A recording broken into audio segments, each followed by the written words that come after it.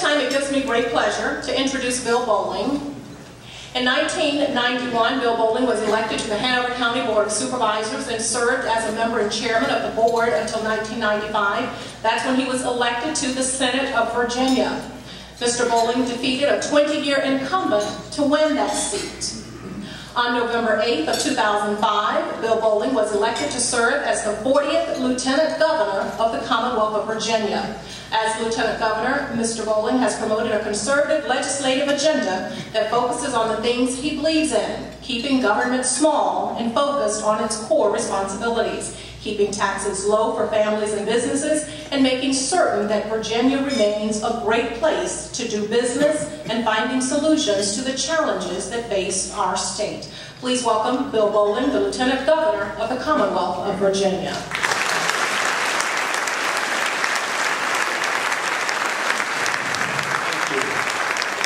Well, thank you all very much. Good afternoon. It is good to be here with you, Gwen. Thank you for that most gracious introduction. She read it just the way I wrote it, and I thought it turned out pretty good. I want to thank Joel. Joel, thank you for those comments. Those were great comments. I was sitting there as he was talking, just thinking about what I was doing, you know, when I was 14 or 15. For that matter, what I was doing when I was 24 or 25. And it shamed me, and I thought, certainly at that age, I'm not sure at this age, I had no analytical ability, I had no creativity, and that's probably why I went into politics. It just dawned on me. Which one of my sons, by the way, one day did tell me, he came to me and he said, "Hey Dad, I just realized something." And I said, "What's that?" And he said, "Do you realize that politics is a compound word?"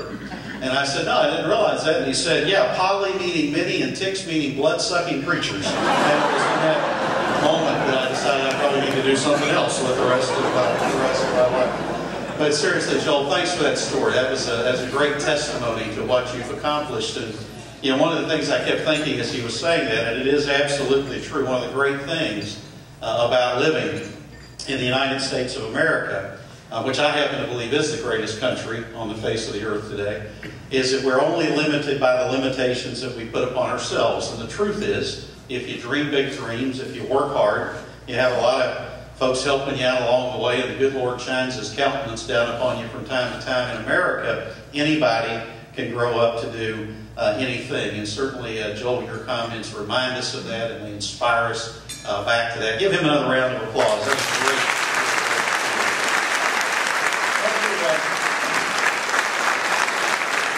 I want to thank the Small Business Administration for asking me to come and be a part of this awards presentation today. It truly is an honor to be here.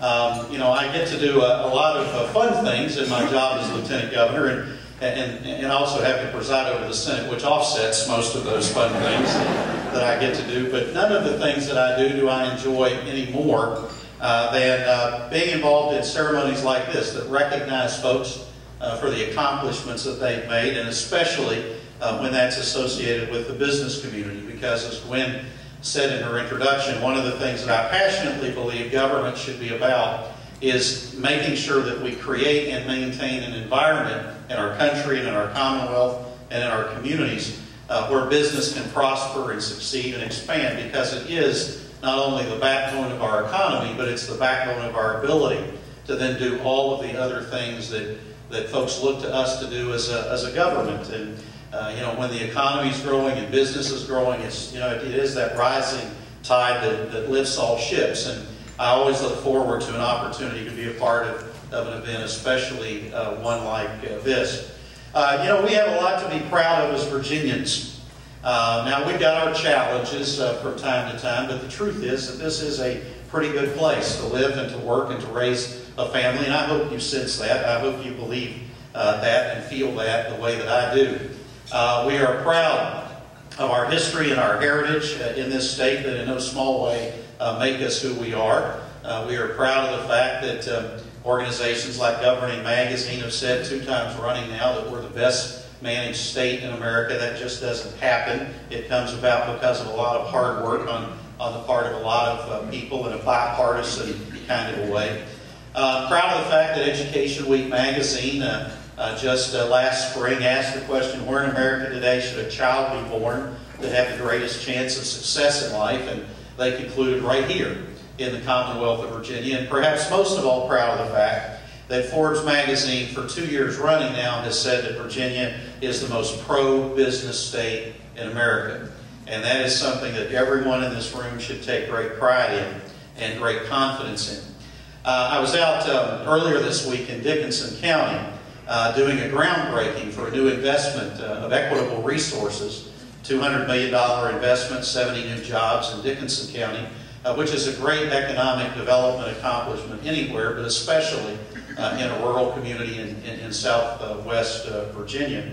And I thought as I was out there, as we were flying out there for that event, and I was flying out on the plane with some of the executives from Equitable Resources, and they were asking, what is it that you've done here in Virginia to create this type of a pro-business environment?